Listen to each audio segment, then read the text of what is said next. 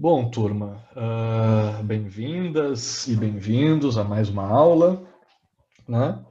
A aula de hoje, assim como a aula de quarta-feira, né, vão ser aulas aí sobre, no nosso plano de ensino está a introdução, como é que é a introdução ao método e as teorias e métodos utilizados durante a aula, alguma coisa assim, né, que é mais uma forma assim de eu trazer, introduzir para vocês uma ideia, né, os parâmetros que eu acho que nos ajudam a discutir, entender, né, e discutir os temas que a gente vai trabalhar ao longo do semestre. Tá? De uma forma bem geral assim e resumida, eu acho que todos os temas que a gente vai trabalhar, sem nenhuma exceção, que tem a ver com aquelas perguntas, né, que a gente fez a gente trabalhou na aula passada. Acho que todos são temas bastante difíceis, bastante polêmicos, né? Nenhum deles é fácil assim da gente largar uma resposta simples, tá? Então, o que a gente vai começar a fazer na aula de hoje, vamos terminar de fazer na aula que vem, de quarta-feira, é tentar entender um pouco de que teorias, que métodos de análise estão por trás de uma perspectiva sobre a realidade, sobre o mundo que a gente vive, que nos ajudem a entender melhor essa dificuldade desses temas, essa complexidade desses temas. Tá? Por onde que a gente vai começar? Basicamente, na aula de hoje, a gente vai falar um pouco sobre os conceitos de complexidade, princípio da contingência. Vou citar, não vou ficar entrando em maiores detalhes aqui, tá? Mas mencionar alguma coisa lá sobre efeito borboleta, teoria do caos, só para vocês terem uma ideia que alguma relação pode ter com a nossa análise, mas sem aprofundar muito nisso, que não cabe aqui no espaço que a gente tem nessa disciplina.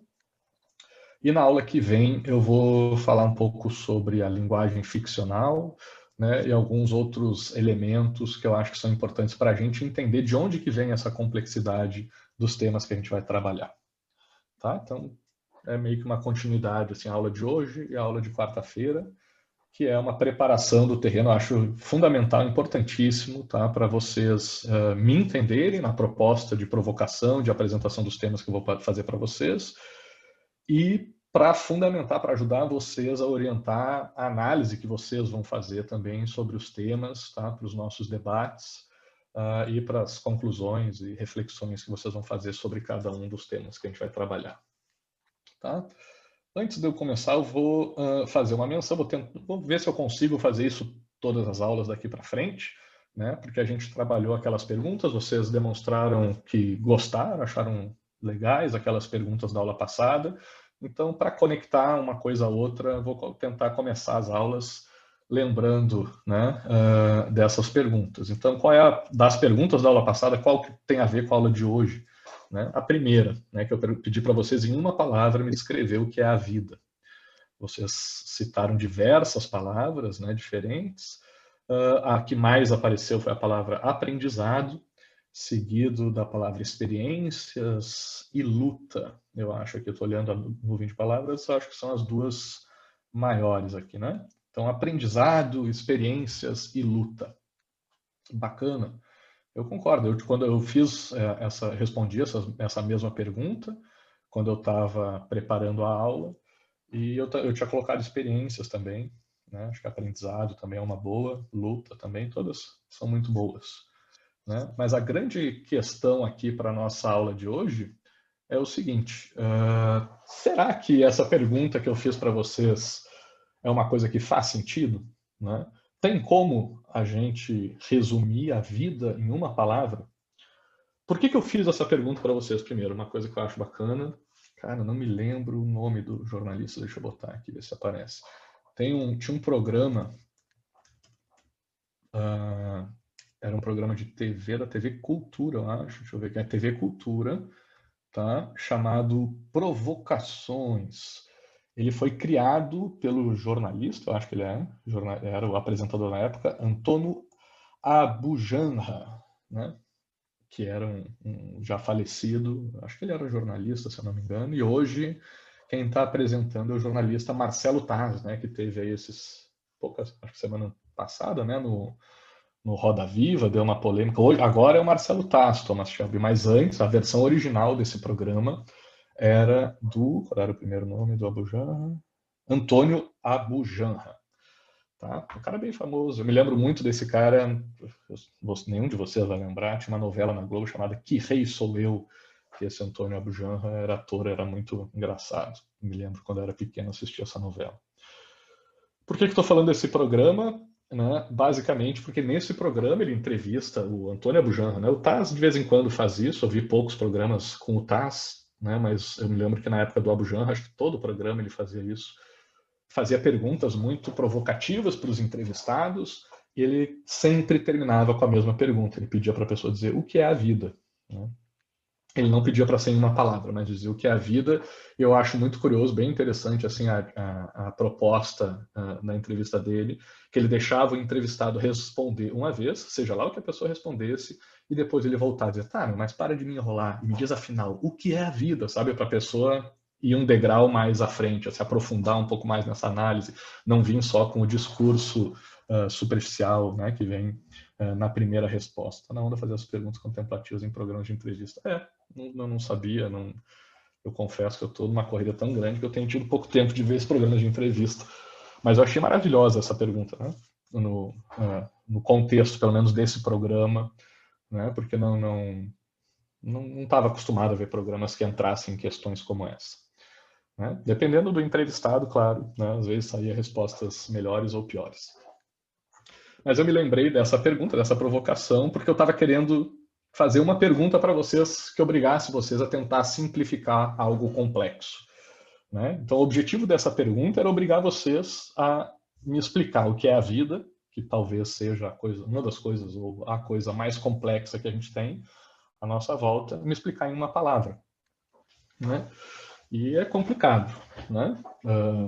Quer dizer, é fácil chutar uma palavra lá qualquer, mas dizer que vida é somente aprendizado, é somente experiência, ou é somente luta, né? A gente vai facilmente perceber que é uma redução muito grande da complexidade da vida. Então, um dos objetivos, o principal objetivo da aula de hoje é trabalhar essa relação entre coisas complexas e a simplificação dessas coisas, tá? Porque esse é um processo que a gente acaba fazendo na nossa vida, em tudo que acontece na nossa vida. Tudo na nossa vida tem um grau de complexidade muito maior do que a gente acaba trabalhando na prática. A gente precisa simplificar as coisas para poder trabalhar elas no dia a dia. Então, um pouco sobre essa análise que a gente vai tentar aprofundar, destrinchar aqui na aula de hoje. Então, eu vou começar a compartilhar com vocês a minha tela. Aqui, beleza. Aqui. Deixa eu sair aqui. Pronto. Eu estou tentando aqui pela primeira vez, pessoal, para não ficar pulando da apresentação de slides que eu tinha para o Mentimeter aqui, né, que é esse onde vocês podem participar de forma mais interativa. Eu estou tentando hoje juntar, porque tem como juntar slides no Mentimeter, mas aí a configuração não fica muito boa, então tem alguns que estão meio estranhos. Peço desculpa para vocês, eu vou tentando melhorar aí com o tempo, mas vamos ver se funciona dessa forma para não precisar ficar saindo de uma janela para outra. Tá? Primeira coisa, pessoal, que eu queria começar provocando vocês aqui sobre complexidade é fazer um teste. Imagina, eu vi que muitos de vocês aí falam de animes, né, coisas que tem mais a ver com a geração de vocês do que com a minha, que eu, como eu disse, muitos dos apelidos de vocês eu não entendo. Então eu queria começar aqui trazendo uma coisa que eu acho que a boa parte de vocês deve gostar, que são jogos, né, de videogame, de computador. Eu não sei se vai aparecer o som aí para vocês, vamos testar. Acho que está sem som aqui para mim, né? Mas eu trouxe aqui, espero que esteja boa aí a passagem para vocês das imagens. Deixa eu ver se está aparecendo aqui para vocês, o que estão me dizendo. Gostou, Stanley? Maravilha. Deixa eu ver se consigo deixar o chat aqui num canto. Sai daí, bicho. Aqui. Então, pessoal, eu não sou atualmente muito de videogame está travando só para mim. Imagino que não, Gerson, porque quando faz essa transmissão ao vivo não deve ficar muito fluido. Mas é só para ter uma ideia aqui do que está passando. Está travado mesmo, né? Eu imaginei. Depois eu vou testar então direto pela aba do YouTube para ver se fica melhor. Na próxima aula a gente faz um outro teste. Ah, mas vocês estão vendo, estão conseguindo reconhecer, está faltando atropelar a galera, né? FPS está baixo para mim, mas dá para acompanhar. Beleza. Só para ter uma noção do que está rolando no jogo, tá? Peguei esse aqui que é o GTA V. Eu já cheguei a jogar esse jogo. Vou chamar a atenção agora que o cara chegou em casa e vai ter a opção de poder tomar um whisky ou não. Tá baixo igual quando era no meu PC, quando jogava, né? Imagino. Daqui a pouco ele vai aparecer a opção de beber mais uísque, né? Tomar mais uma taça, um copo de uísque aí agora. Então, é um jogo, né? Não sei se todos e todas vocês estão familiarizados com esse jogo, mas que as opções são quase infinitas. Vocês poderiam ter tomado mais uísque, vocês poderiam ter atropelado pessoas, que nem o colega disse. Agora o cara resolveu subir as escadas, né? Quem já jogou esse jogo sabe que existem diversas missões no jogo. A gente pode jogar com mais de um personagem, ser personagens diferentes. Que mais? Vocês podem ignorar as missões do jogo e só tentar ganhar dinheiro, ou só tentar matar as pessoas. Isso eu estou falando da versão aqui de jogo offline, eu acho, né? Que eu não sei como é que se chama, porque eu confesso que eu não chego ao ponto de conseguir jogar online, que daí eu vi que o negócio é mais diferente. Ó, o cara entra no quarto do filho, tá o filho fumando maconha agora. Acho que ele pode fumar com o cara, se eu não me engano. Tinha outros lugares que pode até fumar maconha no jogo, beber, como a gente viu antes. Tem modo online, esse eu nunca joguei o modo online, que eu sei que é mais doido ainda, que tem mais opções ainda, interage com outras pessoas, né? Agora aqui o cara tá entrando na internet, mas já sentou na frente do computador e tá acessando a internet. Outra coisa que eu não consigo fazer, por causa da minha limitação também geracional, né? Eu sei que às vezes vocês conseguem jogar, tá dirigindo o carro e atende o celular ao mesmo tempo e lê o texto da mensagem no celular. Cara, eu tenho que parar tudo ali para conseguir abrir o celular e mexer, porque eu não tenho coordenação para isso, né? Os botões, eu não consigo mexer em todos os botões do controle. Eu jogo no videogame com o controle, ó, a filha vomitando porque foi para uma balada, alguma coisa assim.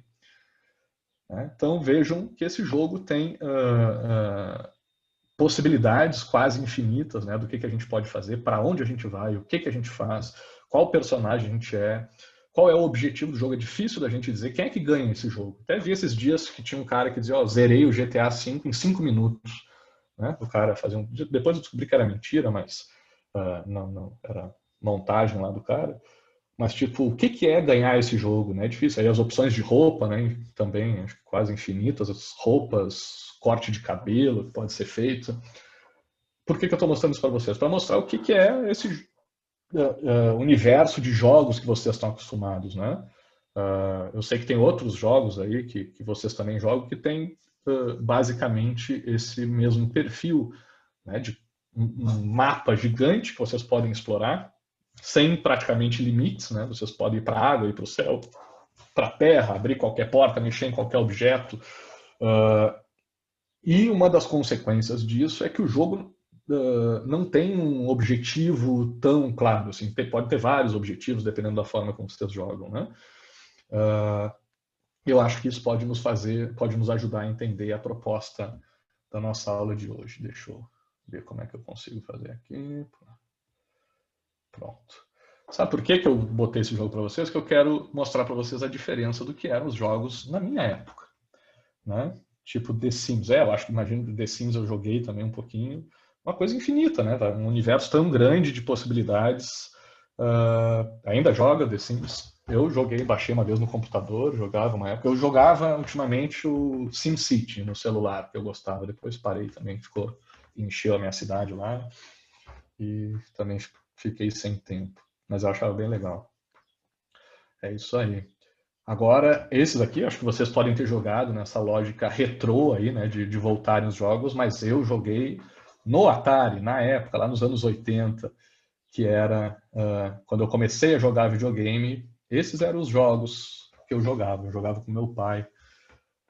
cartucho, tinha que botar um palito de fósforo para o cartucho engatar direitinho, controle aquele que só tem um manche e um botão em cima e outro embaixo.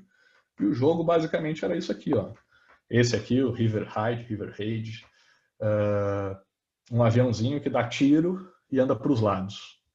A partir ali da... Deixa eu ver se eu chego com o mouse aqui.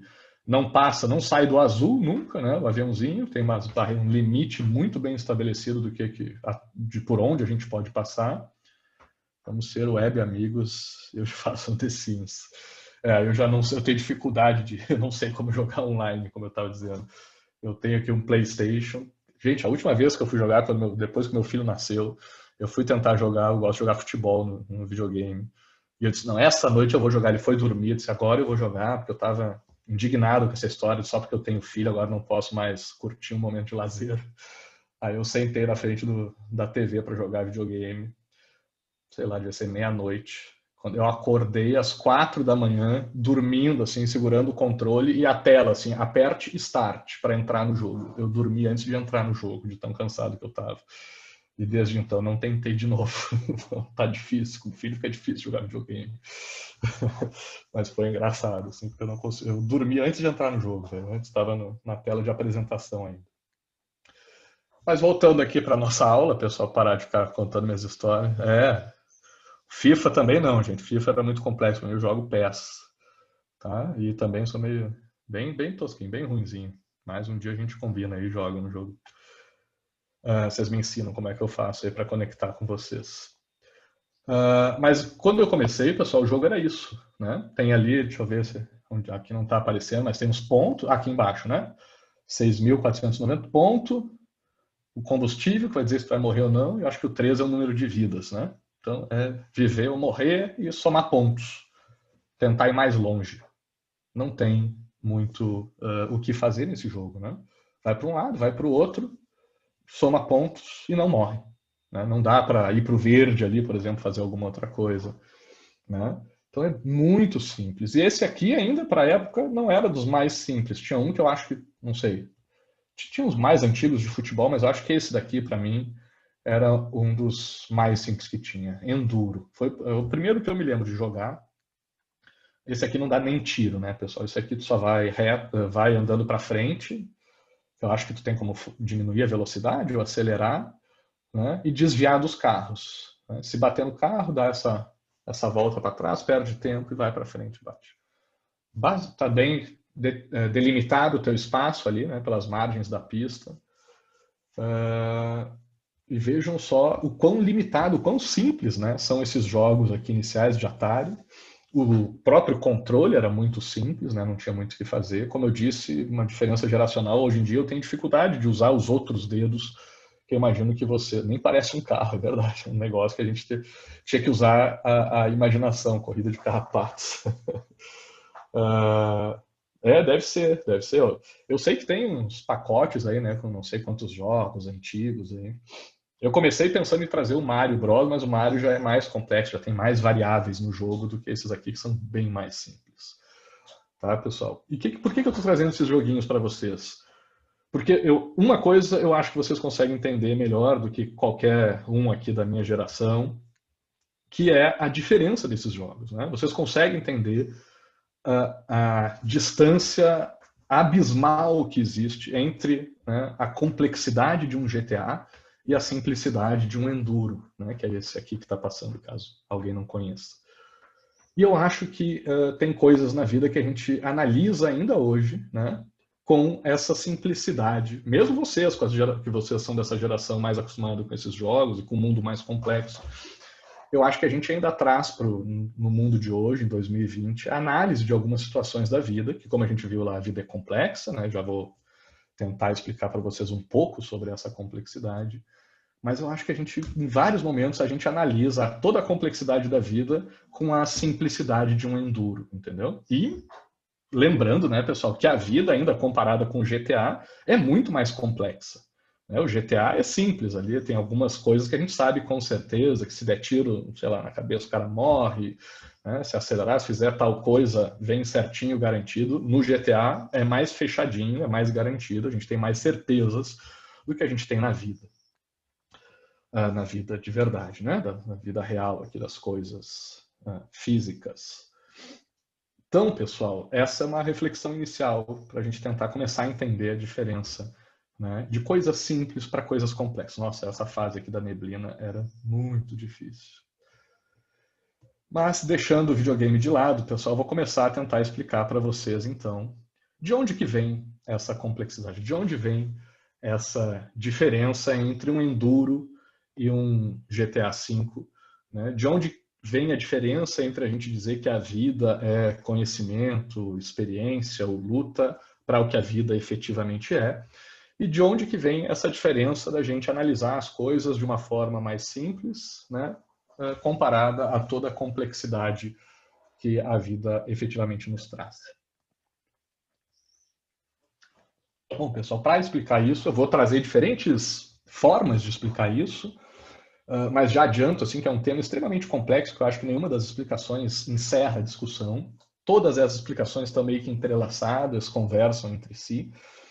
Tá? Então, vai ser meio que uma colcha de retalhos, assim, a minha análise aqui com vocês, de diferentes perspectivas, mas que eu acho que todas têm a ver com o mesmo tema. E a primeira delas, como eu gosto de fazer, trazer esses filósofos antigos, né? Falamos do Sócrates na aula passada, vamos falar agora, pular o Platão, vamos deixar o Platão para outros temas, vamos falar do famoso Aristóteles, lá 300 e tantos anos antes de Cristo, 2.300 anos antes da gente. E o Aristóteles, analisando o mundo à volta dele, né, considerado o primeiro empirista, né, um dos primeiros empiristas, o que, em vez do Platão ficar analisando o mundo das ideias, o Aristóteles gostava de observar o mundo das coisas, o mundo material, para tentar entender. E o Aristóteles dizia o seguinte, olha, quando a gente olha para o mundo das coisas, né, o mundo natural, o mundo da natureza, essas coisas seguem o princípio da necessidade, isso segundo Aristóteles. Né? O que é esse princípio da necessidade?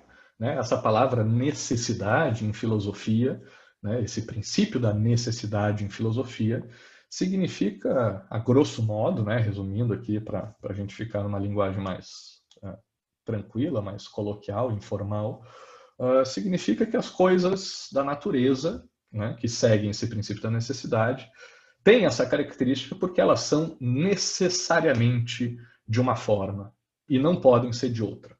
Tá? Então, tem coisas na natureza que são como são porque elas seguem, de acordo com Aristóteles, né, elas seguem o princípio da necessidade. Elas necessariamente têm que ser daquele jeito e não podem ser de outra maneira. Então, se eu pudesse aqui pegar meu celular e ligar lá para Aristóteles, se meu celular fizesse ligações no tempo, né, voltasse no tempo, eu conseguisse ligar para o Aristóteles lá 300 e tantos anos antes de Cristo e conseguisse falar com ele, dissesse, e aí, Aristóteles, beleza, cara?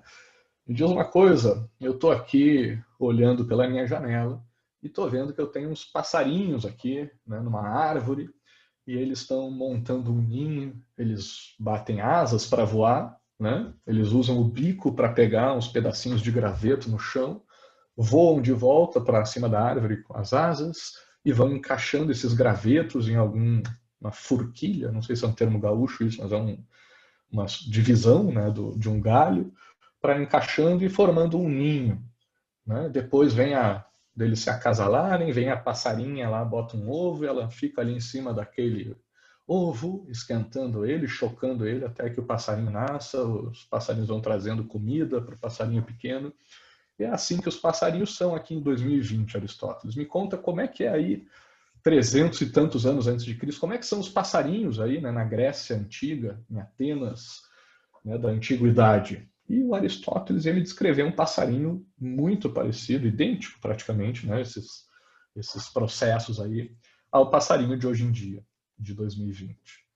Né? E se eu perguntasse, tá, Aristóteles, interessante, mas e os cachorros? Aí tem cachorro aí, Aristóteles? Você vai dizer, tem cachorro já aqui, Maurício.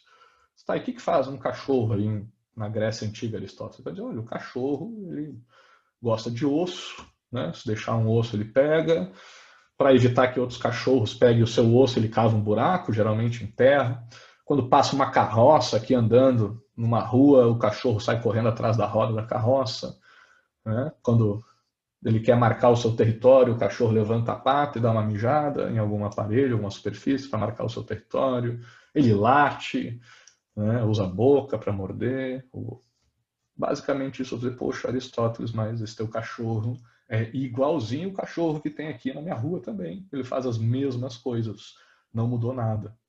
Né? E se eu perguntasse para Aristóteles como é que funcionam as árvores lá na Grécia Antiga, ele ia dizer que tenta achar um espaço, um terreno para fixar suas raízes e vai se inclinando em direção ao sol e procura desenvolver folhas verdes, geralmente, para fazer fotossíntese, usam algumas flores para chamar animais polinizadores, desenvolve frutos também com alguns mecanismos com objetivos semelhantes.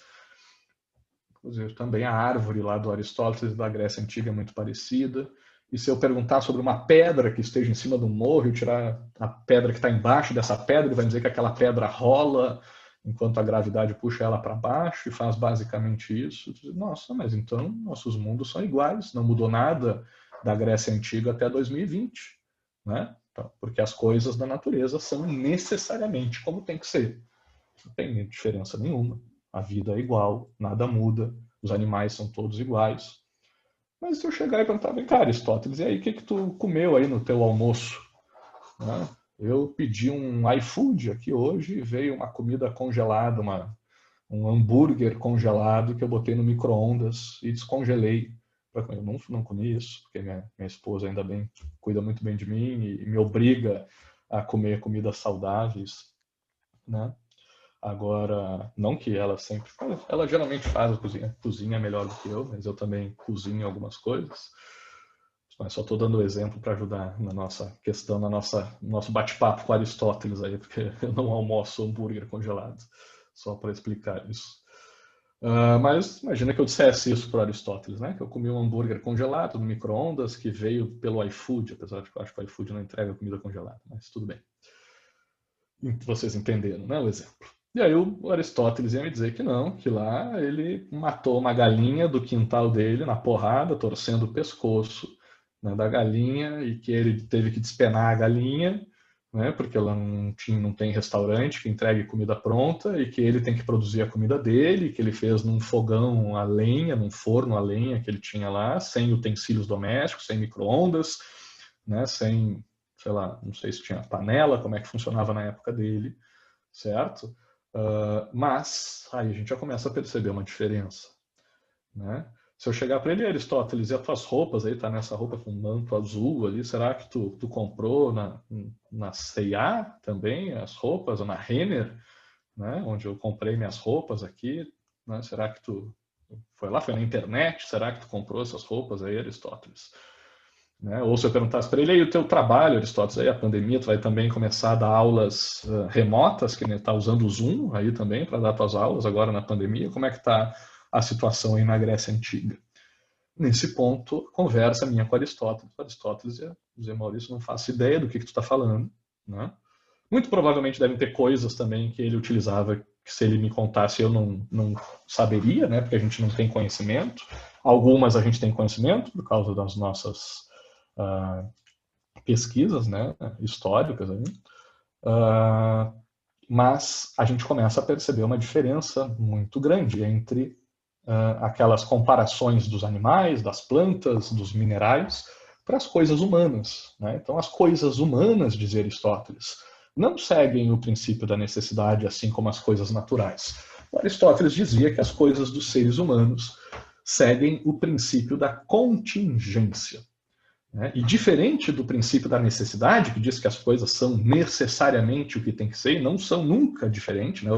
É uma lógica da inexorabilidade, né? As coisas são inexoráveis, né? Não, só podem ser de um jeito e não de outro. No princípio da contingência, né? O que significa o princípio da contingência para a vida humana, para os seres humanos? Né? Que as coisas humanas são de um jeito, mas poderiam ser de outra forma. Né? Óbvio que o ser humano ele também é um produto da natureza. Né? Então tem coisas nossas que, por serem naturais, seguem o princípio da necessidade. O Aristóteles, quando ele tinha fome, se ele passava muito tempo sem comer, ele tinha fome. né? Assim como eu. E eu aqui em 2020, se eu demorar para almoçar, eu também vou sentir fome igualzinho Aristóteles sentia, né? Se o Aristóteles almoçar muito, comer muita comida no almoço, ele também vai ficar com uma indigestão igualzinho eu vou ficar, né? Depois dessa digestão, bem feita ou mal feita, tanto eu quanto Aristóteles vão precisar ir no banheiro depois para descarregar o nosso almoço, né, o produto do nosso almoço, né? O Aristóteles, se ele ficar trabalhando demais e não dormir, demorar para ir dormir, ele vai sentir sono, assim como eu aqui, quando eu, né, entro madrugada dentro trabalhando, também começo a sentir cansado e sinto sono. O Aristóteles, quando ele olhar, não sei qual era a orientação sexual do Aristóteles na época, mas se ele olhar para uma mulher ou para um homem que lhe atraísse, né, sexualmente atraente, ele ia sentir desejo sexual, né, de uma forma muito parecida que qualquer um de nós aqui em 2020 também vai sentir. Então, tem coisas, né, em nós, seres humanos, que são da natureza, que são processos naturais e que, portanto, seguindo essa classificação do Aristóteles, seguem o princípio da necessidade. Porém, existem outras coisas humanas, né, que seguem o princípio da contingência. E a grande característica dessas coisas que seguem o princípio da contingência é que elas são de um jeito, mas poderiam ser de outra forma. Então, eu pedi né, nesse meu exemplo, um hambúrguer congelado pelo iFood, que eu descongelei no micro-ondas, mas eu podia ter feito um arroz, um feijão aqui em casa, que foi o que realmente eu fiz, né, para comer uma comida mais saudável. Ou eu podia não comer e passar fome, né? Ou eu podia, sei lá, achar uma outra forma de fazer essa comida. Eu estou dando aula aqui para vocês pelo Zoom, mas eu podia estar dando aula pelo Google Meets, ou eu podia estar dando uma aula de leitura de textos, ou eu podia ignorar a pandemia e estar querendo dar aula presencial para vocês. Ou eu podia dizer, não, não vou mais dar aula porque eu me nego a dar aula por essas ferramentas digitais, né? Então, eu poderia fazer as coisas do jeito que eu estou fazendo, como efetivamente estou, mas poderia estar fazendo as coisas de maneira completamente diferente. E segundo Aristóteles, né, essa seria uma diferença importante entre as coisas da natureza e as coisas humanas. As coisas da natureza seguem o princípio da necessidade, são necessariamente como tem que ser e não podem ser de outra forma, e as coisas humanas seguem o princípio da contingência, são de um jeito, mas poderiam ser de outro jeito. E essas coisas humanas do princípio da contingência valem tanto para questões individuais, como eu disse, a escolha do meu almoço, a escolha de como eu vou dar a nossa aula, a escolha da roupa que eu vou vestir a cada dia, né, o que eu vou fazer da vida a cada dia, se eu vou trabalhar, não vou trabalhar, né, mas também se aplicam a questões coletivas, a questões sociais. Né, e uma consequência, portanto, do princípio da contingência nas questões humanas, analisando numa dimensão um pouco mais ampla, é de que as sociedades em que a gente vive são de um jeito, mas também poderiam ser de outra forma. Deixa eu aproveitar que me esqueci até de avisar antes, mas sempre é bom lembrar, a gente faz muito isso, né, de citar as referências em trabalhos escritos, mas aqui eu também acho importante citar, vou usar nessas próximas aulas vários autores e alguns exemplos de aulas de professores que eu já assisti, muitas delas na internet, também posso disponibilizar para vocês. Tá? E vou usar na aula de hoje muitos exemplos do professor Clóvis de Barros Filho, tá? Que ele tem vários vídeos dele na internet, né? Eu acho que é um cara bem famoso, vocês devem conhecer. Então, eu gosto muito dele também. Patrick de Salto Alto que está dizendo que ele é foda. O Cabuto diz que ama. Eu também, então, talvez quem gosta e assiste os vídeos dele, talvez já vai conhecer alguns dos exemplos que eu vou usar aqui. O professor Clóvis, ele até começa ao contrário, ele começa a aula de ciência política dele explicando o que é a ciência política, né? Ele pergunta lá se é aquele senso comum de que os manuais falam de que seria o estudo do Estado ou de eleições, ou seria uma visão mais ampla da política, né, que seriam as relações aí de poder, e ele acaba trazendo para uma dimensão, né, a noção de ciência política, de uma noção relacionada com a ética, que eu acho que é o campo que ele trabalha mais especificamente. Ele descreve, então, a ciência política como sendo uma ciência que estuda essas escolhas, né, dos seres humanos, as relações entre seres, como é que é a descrição dele? Entre seres desejantes, a resolução de conflitos ou a harmonização de conflitos entre seres desejantes. Alguma coisa assim, eu não me lembro literalmente a definição dele de ciência política, mas é alguma coisa assim. E de onde que vem essa necessidade de resolução de conflitos de seres desejantes? Do fato de que nós, seres humanos, seguimos o princípio da contingência e podemos viver uma vida de um jeito ou outra. Então a gente faz escolhas na nossa vida. Um exemplo que o professor Clóvis usa muito, ele fala de pereira, mas só para não imitar ele totalmente, vamos falar de manga, né, da mangueira, né, a árvore mangueira, que dá o fruto manga, que eu acho que aqui em Brasília a gente tem muitas mangueiras, né, por aí. Então, como é que funciona as coisas na natureza, se a gente for pegar esse exemplo da mangueira? Uma mangueira, a árvore mangueira, dá seus frutos, né, nascem as mangas penduradas nos seus galhos, e quando chega a hora, quando a fruta está madura, quando a manga está madura, ela cai do galho, né? Cai no chão, se alguém não pegar ela antes. Isso seria o princípio da necessidade. Uma manga, quando está madura, cai no chão, porque ela não tem a capacidade de fazer escolhas. Não existe a possibilidade de uma manga dizer assim, não, cara, não estou afim de cair no chão, olhei que eu estou num lugar muito alto da árvore, aqui da mangueira, se eu cair eu vou me espatifar lá no chão, vi que o chão está todo sujo, embarrado, eu não estou toda bonitinha aqui, limpinha, né, bem no ponto, eu vou ficar aqui pendurada no galho, porque eu não estou afim de cair hoje, não. Hoje eu vou ficar mais um dia no galho. Isso não existe na natureza, né? Porque as coisas da natureza seguem o princípio da necessidade. Já nós, seres humanos, né, eu falei um pouco para vocês da minha família na aula passada, né, eu falei que eu tenho 2 irmãos por parte de pai e 2 irmãos por parte de mãe, e é curioso que desses 4 irmãos, o mais velho e o mais novo, né, o mais velho da parte do meu pai e o mais novo por parte da minha mãe, ambos ainda moram com os pais. Tanto meu irmão mais velho quanto meu irmão mais novo. Já são todos agora formados, então poderiam já estar tocando sua vida, mas os 2 ainda vivem na casa dos pais. E nos 2 casos, eu acho, cada um, né, com as suas peculiaridades, obviamente, e como acontece, eu acho, com todos nós, né, quando a gente está nessa situação, ainda morando na casa dos pais, quando olha, né, para sair da casa dos pais e morar sozinho, pensa assim, nossa, mas não me vale a pena, é tão confortável, né, viver a vida aqui na casa dos meus pais. Eu gasto menos dinheiro, eu tenho mais conforto, né, tenho mais segurança, né, tenho alguém, né, para me dar um apoio psicológico quando precisar, não preciso morar sozinho, né?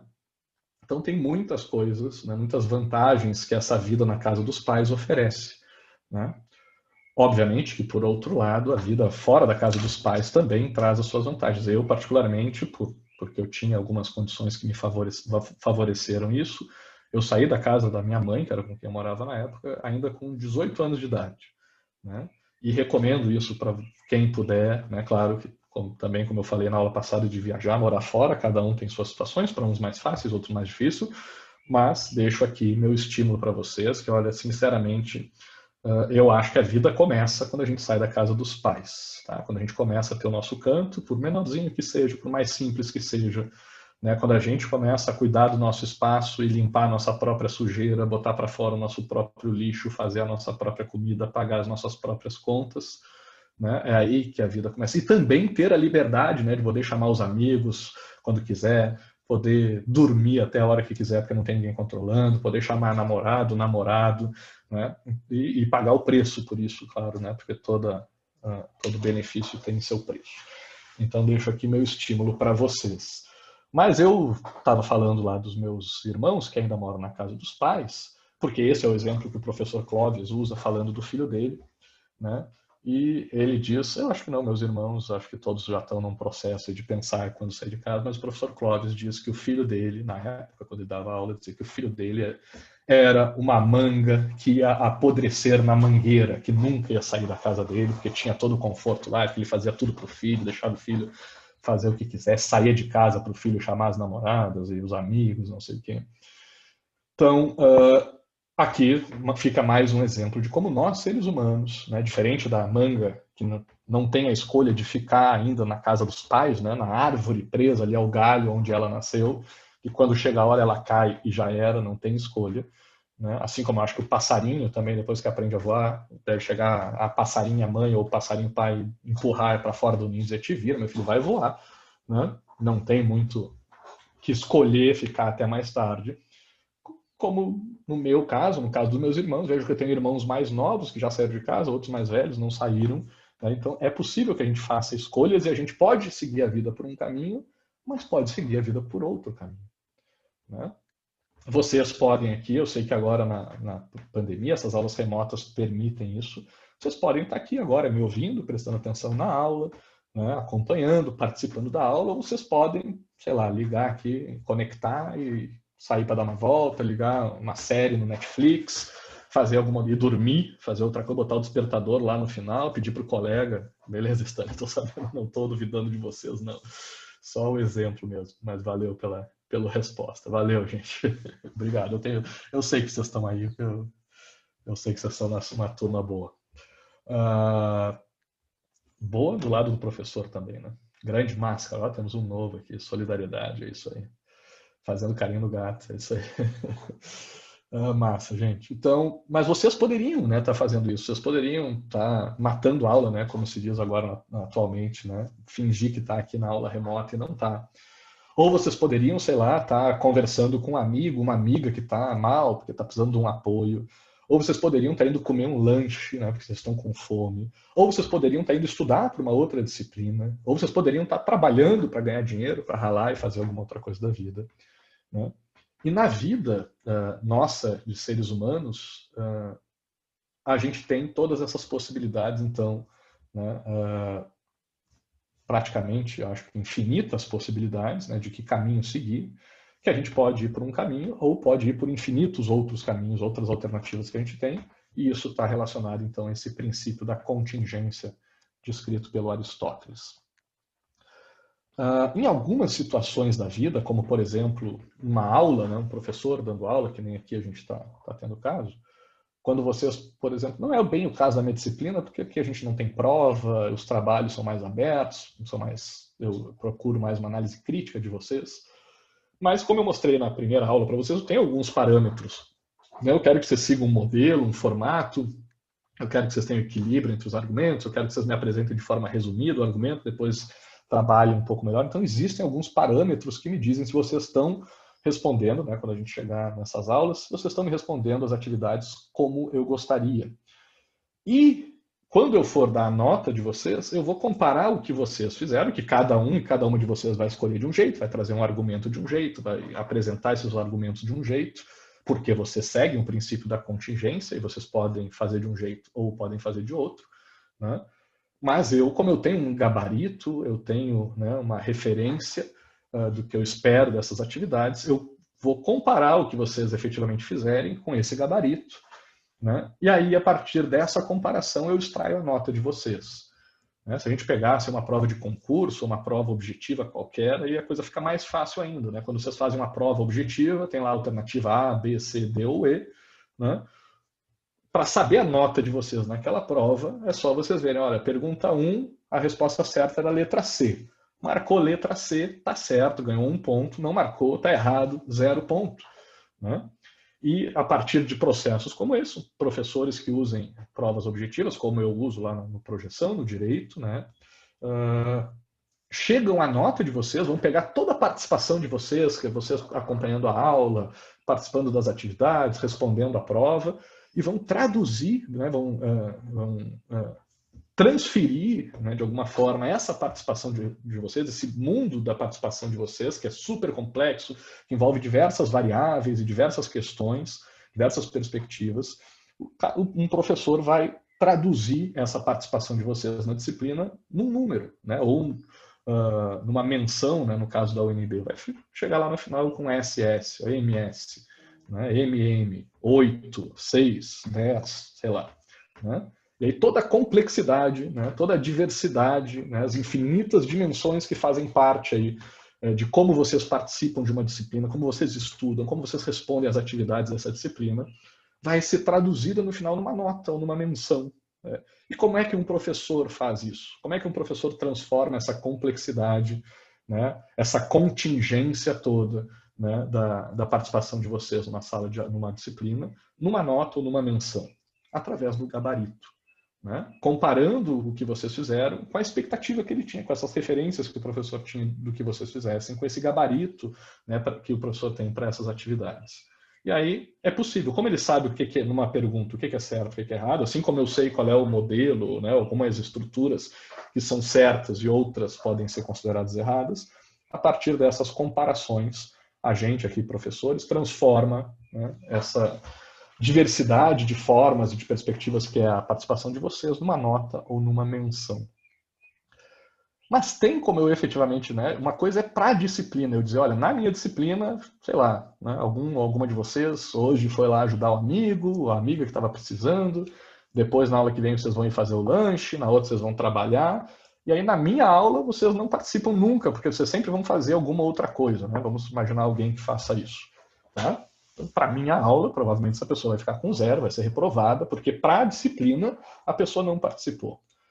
Mas isso quer dizer que a pessoa fez a coisa errada? Né?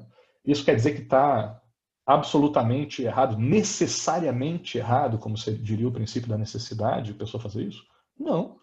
Né? É possível que naquela situação, sei lá, o melhor amigo de vocês, a melhor amiga de vocês está numa situação difícil, né? Tá malzona lá, precisando de um apoio. Talvez o melhor que vocês tenham para fazer hoje não seja prestar atenção na minha aula, seja lá dar apoio para o amigo ou para a amiga. Né? Pode ser que vocês estejam passando mal, vocês fizeram alguma coisa de manhã e não almoçaram e não sei, não tem como comer. Não, então, mais importante do que assistir a aula vai ser ir comer. Pode ser que vocês precisem pagar a conta ou tenham alguma outra necessidade, e mais importante do que assistir a aula seja ir fazer um trabalho, um bico para ganhar uma grana a mais. Né? Então, embora na disciplina possa ter referências, gabaritos para me dizer, dentro da disciplina, o que é certo e o que é errado a fazer, na perspectiva mais ampla e mais real, né, porque a disciplina é uma ficção, né, a presença de vocês dentro da disciplina é uma coisa, né, que a gente que cria essa noção de que vocês estão fazendo uma disciplina nesse semestre. Isso a gente vai ver melhor na aula que vem. Mas isso é uma ficção. Né? A vida é a complexidade toda que envolve todos os fatores, todos os elementos que fazem parte das nossas vidas. E pode ser que para a vida de vocês seja mais certo, seja mais indicado vocês irem fazer outra coisa que não ficar aqui assistindo minha aula. Né? Porque a vida não vem com gabarito. Né? A vida, diferente, né, de algumas situações, aí, como a disciplina, como eu disse, que tem um gabarito, tem a resposta certa, né? A vida não tem uma resposta certa.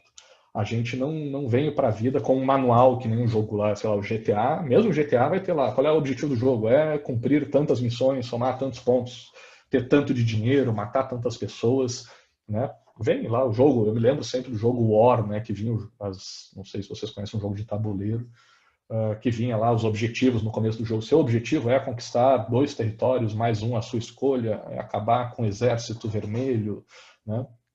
Questões assim. Nesses jogos, né, ou nas disciplinas, a gente já vem com um objetivo pré-definido. Ser aprovado na disciplina é atingir a média de pelo menos 6 pontos, que daí vocês vão ficar com MM e aí estão aprovados. Né? Então, a gente tem, em algumas situações da vida, as regras bem estabelecidas, as metas bem estabelecidas, os objetivos, né, os gabaritos, as regras, né? Mas para outras, quando a gente analisa a vida de uma forma mais geral, isso não existe. A gente não sabe o que é certo fazer. E não tem como a gente comparar com a vida do outro, porque a vida do outro é outra vida. Não tem como comparar com a vida de quem já passou, porque era outra situação. Né? Então, a vida humana, nesse sentido, traz essa contingência que o Aristóteles menciona aqui. Só que não é só o Aristóteles que fala sobre isso. Né? Vamos sair lá da Grécia Antiga e vamos trazer para os dias atuais. Aqui tem um cara chamado Neil deGrasse Tyson, é um físico. Acho que ele é mais divulgador científico do que físico. Não sei, eu não conheço o trabalho dele na física, se ele tem alguma grande contribuição, mas eu sei que ele é muito famoso, ele aparece muito apresentando programas, tem vídeos no YouTube dele também, recomendo que quem quiser se interessar dê uma pesquisada, tem várias coisas bacanas dele. Né? E ele é uma das referências, acho que é um dos físicos mais famosos atualmente, ainda mais agora depois da morte do Stephen Hawking, né, o cara da cadeira de rodas, lá do universo Uma Casca de Nós. Acho que ele, pelo menos pop, né, o cara mais popular atualmente da física, imagino que deva ser um dos mais populares no mundo. Ele é um físico, tá, pessoal? E olha o que ele diz num tweet dele, né, no Twitter, lá de 2016. O que ele disse? Ele disse, está aqui o print, eu botei em inglês para vocês não duvidarem de mim, quem quiser ir lá pesquisar, está aí, dia, hora, 5 de fevereiro de 2016. Vejam lá se eu não estou mentindo. O físico, esse, um dos físicos mais conhecidos do mundo, disse o seguinte, que na ciência, quando o comportamento humano entra na equação, na situação, as coisas se tornam não lineares. E é por isso que a física, né, a área dele, é fácil, e a sociologia, a nossa área aqui, né, ou seja, as humanas em geral, é difícil, pessoal. Então, vejo, temos um físico aqui muito famoso, muito reconhecido na comunidade acadêmica, dizendo que a física é fácil e a sociologia é difícil. Em outras palavras, ele está dizendo, as ciências humanas são fáceis. As ciências, exatas são fáceis. As ciências humanas são difíceis. Então, aqui eu deixo também um conforto, eu acho importante isso para nós que somos das humanas, né? Recentemente houve muito questionamento sobre o valor das ciências humanas, né, por não trazerem resultados tão exatos e com tantas previsões, né, sobre o futuro quanto as exatas conseguem fazer. E se diz, né, algumas pessoas chegam a questionar, será que as humanas servem para alguma coisa mesmo, tem alguma utilidade? E eu acho que aqui o Neil deGrasse Tyson está ajudando a gente a trazer uma perspectiva vindo de alguém, né, das exatas, uma autoridade das exatas, nos dizendo o seguinte, sabe por que as exatas são exatas? Sabe por que as exatas geram resultados assim tão precisos, né, e tão úteis, né, entre aspas, aqui para a vida, né, para a economia, acho que mais especificamente falando, porque ela é fácil. Né? Porque para as exatas gerarem seus resultados, primeiro a gente tem, né, quem se lembra das aulas de física, geralmente os exercícios teóricos falam sobre situações que são feitas no vácuo. Né? E o próprio vácuo já é uma coisa que no nosso mundo, aqui no nosso planeta, pelo menos, não existe. A gente tem que criar uma câmara toda especial para poder tentar simular essa realidade. Né? Porque as fórmulas mais simples da física que a gente conhece, na vida vão ter pequenas margens de erro, porque vão ter outras variáveis que a fórmula não calculou. Né? Atrito com ar, resistência, algumas outras questões que geralmente as fórmulas mais simples não incluem na análise. Já as ciências humanas não só têm mais variáveis ainda envolvidas, não tem como eu dizer, olha, uma sociedade, um governo ideal no vácuo, né, seria, sei lá, uma democracia, uma aristocracia, uma monarquia. Porque não faz o menor sentido falar de governo no vácuo. Então tá, vamos eliminar as pessoas de uma sociedade, né, e deixá-la no vácuo, onde as pessoas não se mexam, paradinhas ali, sem nenhuma outra variável interferindo. Né? Aí ficaria mais fácil, né, de falar das pessoas no vácuo. Né? Mas, claro, estou pegando no pé só para provocar o pessoal das exatas, né? Mas mesmo tirando do vácuo os exemplos, os fenômenos físicos são mais simples, são mais fáceis do que os fenômenos humanos. Né? Já relacionado lá, lembrando, né, a diferença do princípio da necessidade para o princípio da contingência do Aristóteles. Né? Necessidade, as coisas da natureza, o cachorro do Aristóteles é igual ao nosso cachorro. A vida humana da sociedade do Aristóteles não é igual à nossa vida humana da nossa sociedade de 2020, é bem diferente. Né? Então, enquanto um objeto permanece imutável no tempo, o outro vai se transformando, e por isso é mais difícil. Né? Então, quando vocês pensarem ou forem criticados ou questionados por serem das humanas, lembrem disso. Né? Lembrem que a gente, é a mesma coisa, né? Se a gente fosse pegar esportes, de salto com vara, ninguém é fácil o cara das exatas conseguir resultados, porque ele bota a vara lá embaixo, né? Aí bota ali com meio metro de altura, todo mundo pula aquela vara. Óbvio que não estou dizendo que tudo que as exatas fazem é fácil, mas comparado, né, relativamente às humanas, o objeto das humanas é muito mais complexo, é muito mais difícil do que o objeto das exatas. Por isso que eu estou trazendo essa reflexão aqui. Que mais, pessoal? Vamos deixar o Neil deGrasse de lado e vamos para a nossa próxima atividade. Agora eu vou contar com a participação de vocês, pessoal. Vou pedir, acho que vai ser a única parte dessa aula agora, 2 slides que eu quero que vocês participem, que é o seguinte. Não sei se vocês estão conseguindo ver, deixa eu ver onde é que está a minha imagem aqui. Aqui, ó, em cima desse meu dedo aqui tem um livro. tá? Lá em cima da prateleira, tá? Esse livro é o livro do Paulo Bonavides, um manual sobre ciência política. Tá? Eu costumava fazer com um livro que eu tenho do direito, que é mais grosso o livro, grandão, parece um tijolo.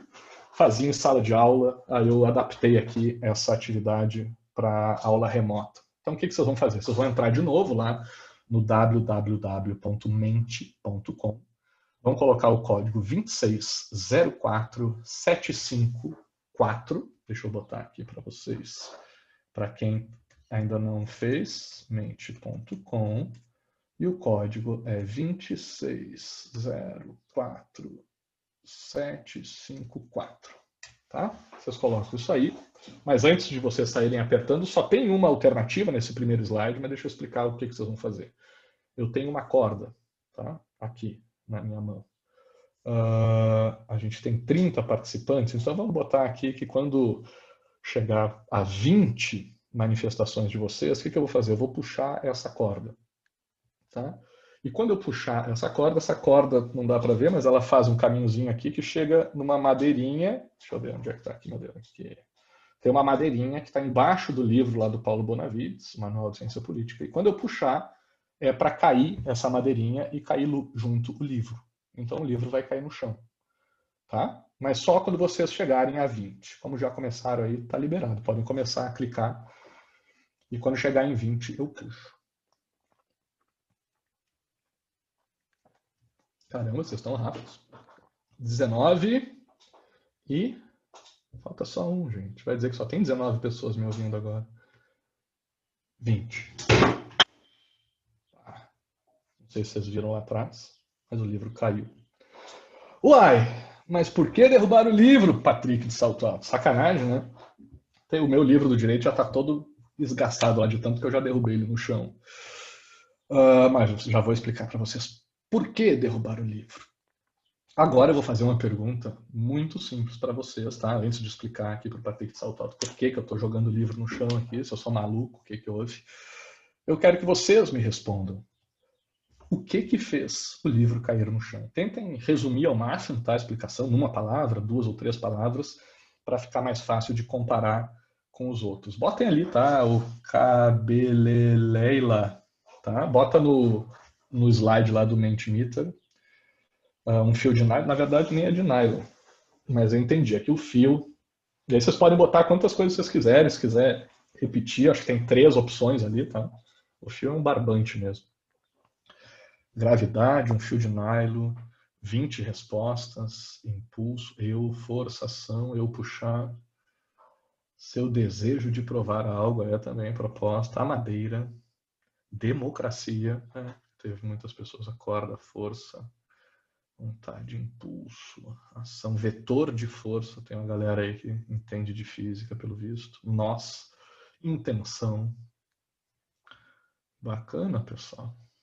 Mas e aí? Tá, gravidade é o maior de todos, né, aparentemente.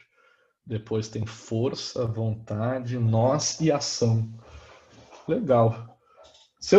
Vamos começar então a tentar destrinchar aqui o que aconteceu. Tem mais gente. Catarses, a madeira. É pena que o Mentimeter bagunça aqui. Eu posso estar perdendo corda, física, o barbante. Acho que é isso, né? Acho que eu já peguei praticamente todos vocês falaram. Vejam aqui, ó, a gente tem, vamos separar aqui, classificar eles. As razões, né, as explicações de por que o livro cai no chão. Gravidade, força, vetor de força, impulso, ação, talvez, pode ser. Até o fio, né, física, a corda, o fio de nylon. Tudo isso são questões físicas, né? São objetos, ou forças da física, elementos da física, elementos das exatas. Né? Mas vejam que tem junto aqui, nas explicações de vocês, vamos ver, desejo. Desejo não tem uma fórmula da física que explica o desejo. A intenção,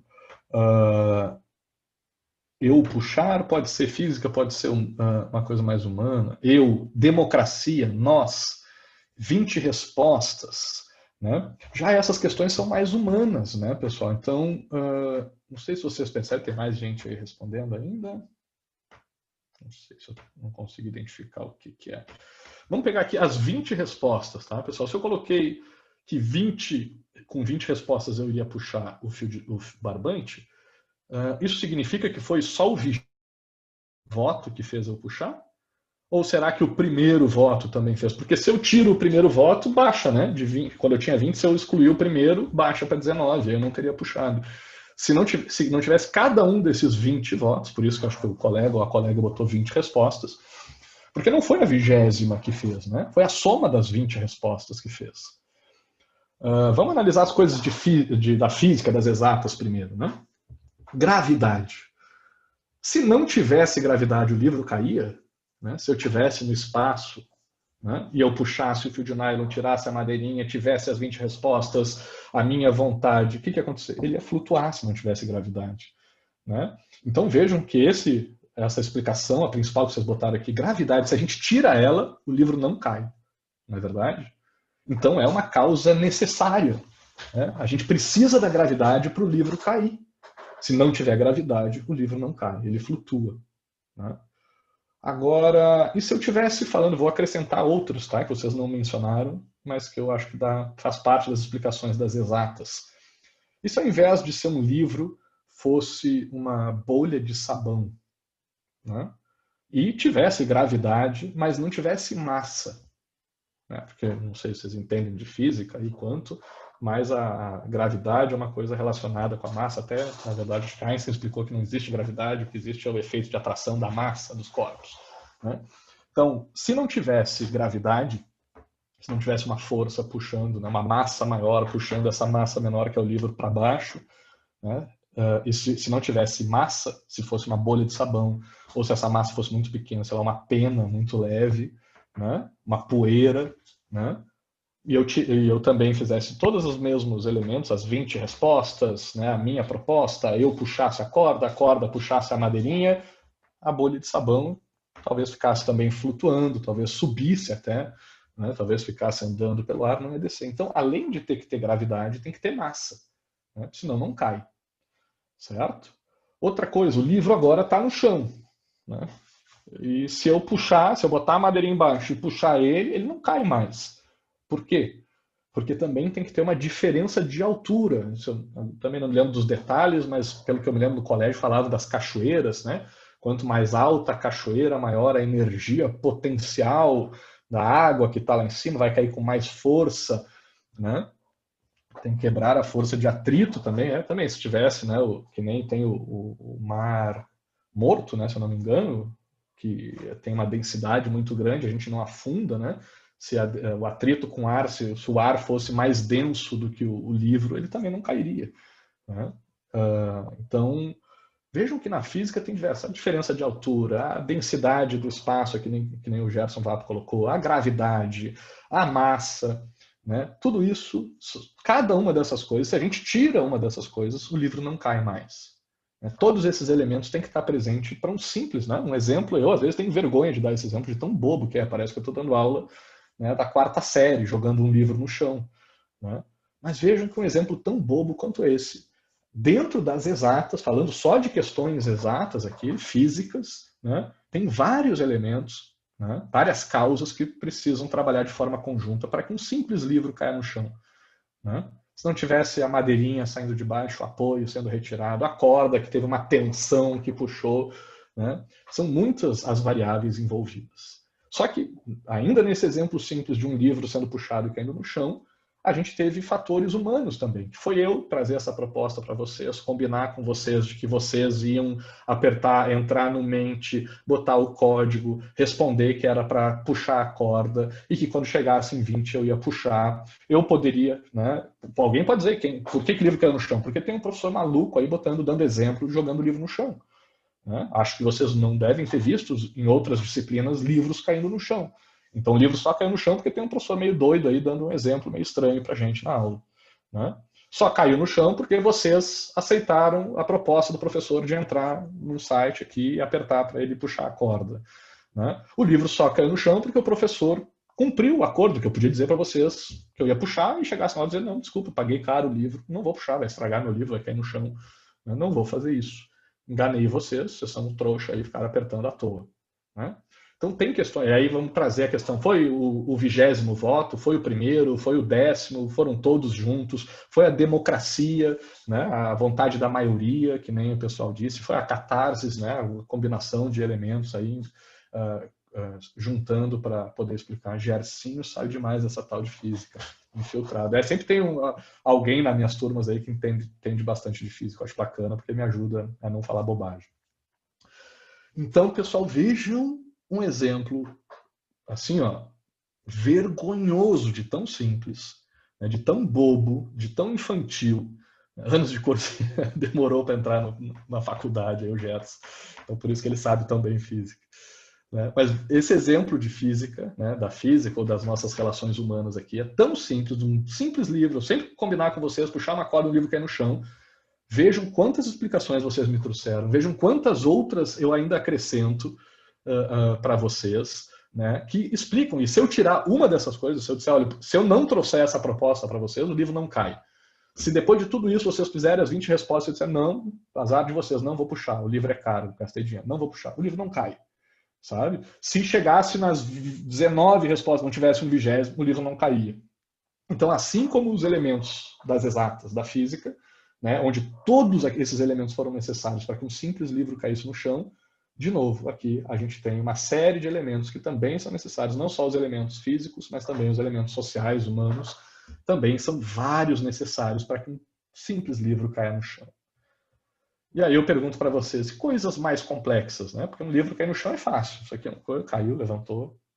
Né? Imaginem coisas mais complexas. Imaginem, eu vou entrar num tema um pouquinho polêmico aqui, para a gente começar a provocar.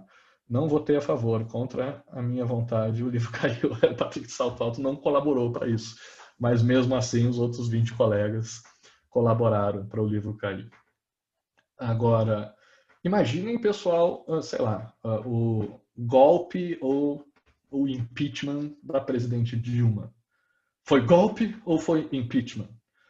Né? Será que a gente consegue explicar um processo de impeachment envolvendo, né, os 3 poderes de uma nação gigante que nem o Brasil, a sociedade, a mídia envolvido, interesses por trás, atividades ocultas, né, envolvendo os mais diversos atores?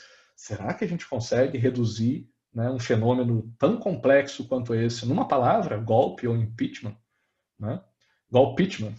Será que o golpeachment resolve? É uma mistura dos dois? Né? Será que tem como a gente explicar coisas tão complexas, resumir assim, dizer foi isso, pronto? Né? Ou a vida é a experiência, pronto. É só isso a vida? Não. Foi só a gravidade que fez o livro cair no chão? Não. Dá para explicar o que aconteceu com a Dilma só chamando de golpe ou só chamando de impeachment? Não. Tem mais coisa por aí. Né? Seja lá o lado que vocês quiserem dessa história, se quiserem chamar de impeachment, se quiserem chamar de golpe, eu garanto para vocês que tem muito mais coisa por baixo do pano para a gente entender do que simplesmente uma palavra. É uma simplificação da realidade, né? Em ambos os lados, exatamente. Tá? Só que a gente sabe que a discussão é muito, é óbvio, a verdade é essa, foi golpe ou foi impeachment, deu, cara, pode até, a gente precisa dessa simplificação.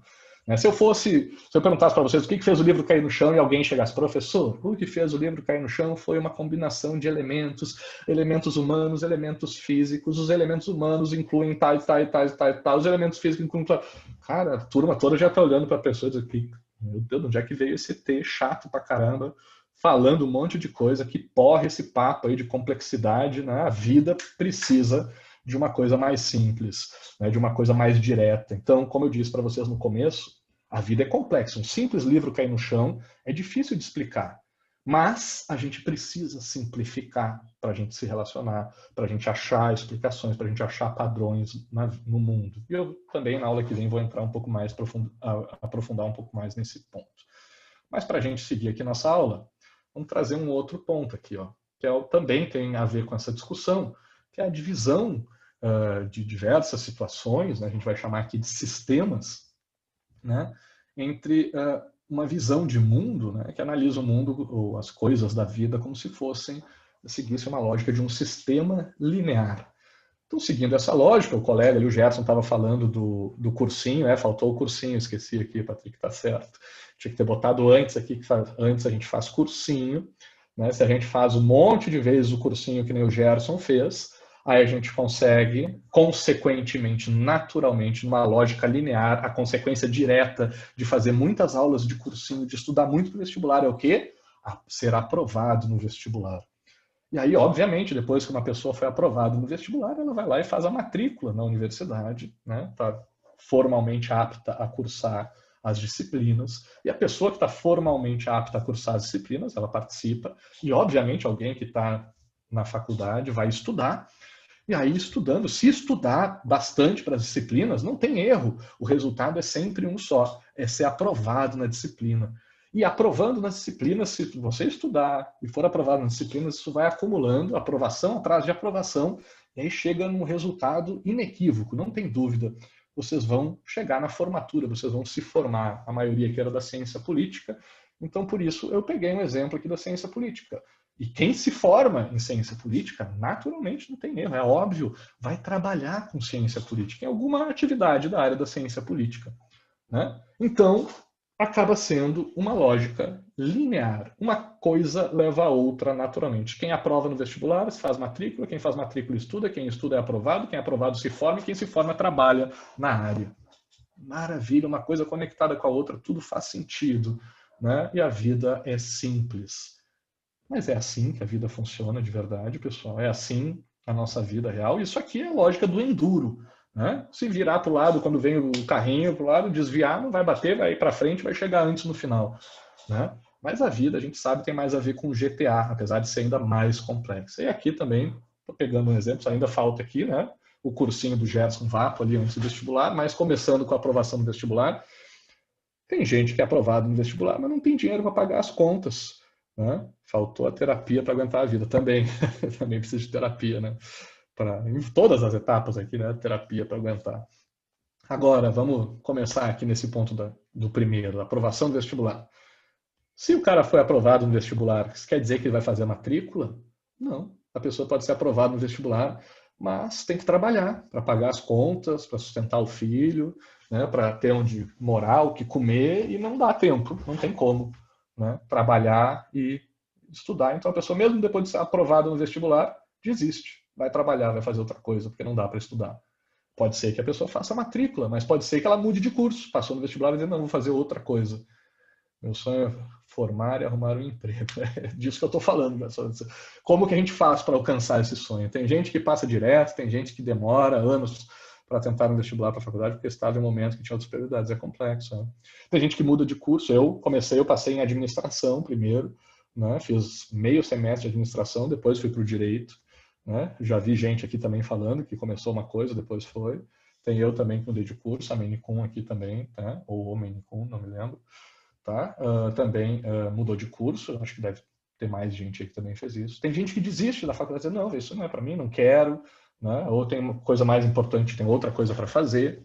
Né? Então, não é porque passou no vestibular que a pessoa faz a matrícula. Tem gente que segue outro caminho entre essas duas etapas. Tá, mas e quem fez a matrícula? Vai estudar? Vai se dedicar? Não. Tem gente que mesmo matriculado precisa trabalhar, e aí tem que, né, conciliar, equilibrar essas duas necessidades de trabalhar e de estudar.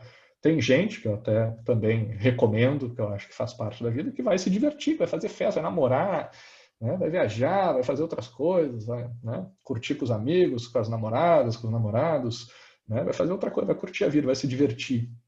Tem gente que não estou afim de ficar dormindo, né, ficar no sofá, vendo TV, né, fazendo nada. Né? Tem infinitas possibilidades, né, para a gente fazer aqui, mesmo depois de estar matriculado. E se vocês estudarem, quer dizer que vocês vão ser aprovados ou aprovadas nas disciplinas? Não. Pode ser que vocês estudem pouco, pode ser que vocês estudem mal, né? Pode ser que tenha um professor, uma professora sacana, que mesmo vocês estudando bastante direitinho, vai exigir demais e não vai aprovar vocês, pegue no pé de vocês e reprove vocês, porque não foi com a cara de vocês. Né? Também tem uma infinidade de coisas que pode, mesmo estudando, levar vocês a serem reprovados, né, ou reprovados nas disciplinas. E se vocês forem sendo aprovados nas disciplinas, quer dizer que vocês vão se formar? Não. No meio do caminho pode ser que surja uma coisa, vocês tenham que mudar para uma outra cidade. Pode acontecer uma pandemia, que a gente teve, e o curso ficar paralisado, e sabe-se lá quando vai voltar. Vocês podem ter filhos e aí ter que cuidar da vida com os filhos, né? Então, também o fato de estar sendo aprovado, estar estudando e sendo aprovado nas disciplinas, não quer dizer que vocês vão se formar. Tá, mas e se formar, então, né? Me formei em ciência política, quer dizer que vou trabalhar na ciência política, é isso? Não. Eu terminei meu doutorado. Eu primeiro terminei minha graduação, fiquei desempregado. Né? Eu só não fiquei desempregado entre o mestrado e o doutorado, porque eu já estava aprovado no doutorado, porque eu engatei um no outro. Mas quando eu terminei meu doutorado, a primeira coisa que aconteceu foi olhar para o lado e dizer, agora, tenho um diploma e estou desempregado. Fui dirigir Uber. Foi o que eu fiz assim que eu terminei meu doutorado. Né? Passei uns 6 meses aí de motorista de Uber, porque não tinha emprego. O que adianta? Doutor com diploma na mão e quem diz que tem emprego? Não tem. Então, o desemprego é uma possibilidade para quem se formou. Pode ser que alguém consiga se formar e começar a trabalhar na ciência política, mas pode ser que vocês se formem, e como eu me formei no direito, acabei indo trabalhar em outra área. Né? Aparentemente nada a ver. Agora estou, né, voltando a ter meus laços com o direito. Né? Tem gatilhos, que nem o fun, single and ready to mingle disse aí, né?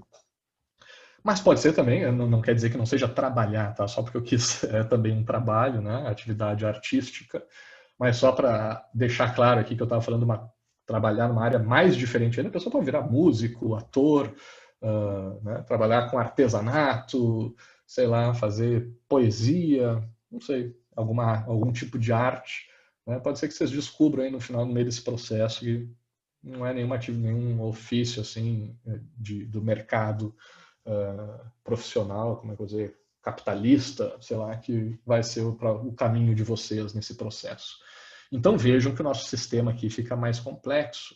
Né? Um sistema complexo não tem aquela linearidade de que uma coisa leva a outra necessariamente. Uma causa tem um efeito, esse efeito funciona como causa de uma outra coisa que vai ser o efeito, que vai ser uma causa, e assim as coisas são totalmente encadeadas. O que a gente faz é que, tipo, quando a gente olha para frente, né, do presente para o futuro, as coisas são complexas. Né, porque a gente não sabe o que vai vir, uma pequena mudança no presente muda totalmente o resultado lá no futuro. Não que seja necessariamente imprevisível, mas complexo, muito difícil de ser previsto.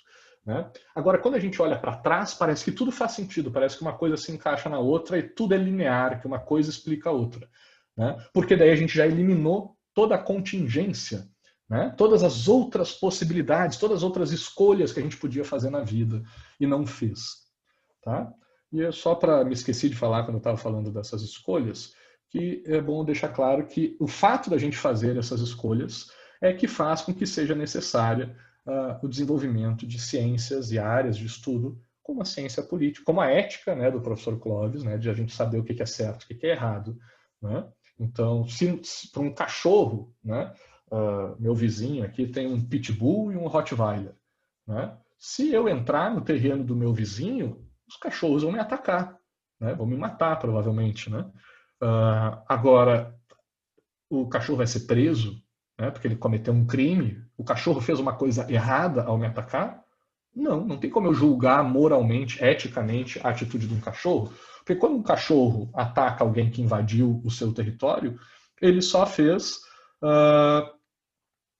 o que ele tem que fazer, o que é a natureza do cachorro. O cachorro ataca quem entra no seu... Ele não foi uma escolha do cachorro. O cachorro, não, vou ser bonzinho hoje, vou deixar o Maurício entrar no meu território, ou vou atacar. O cachorro ataca quem entra no seu território, ainda mais essas espécies mais violentas. Então, não tem certo ou errado.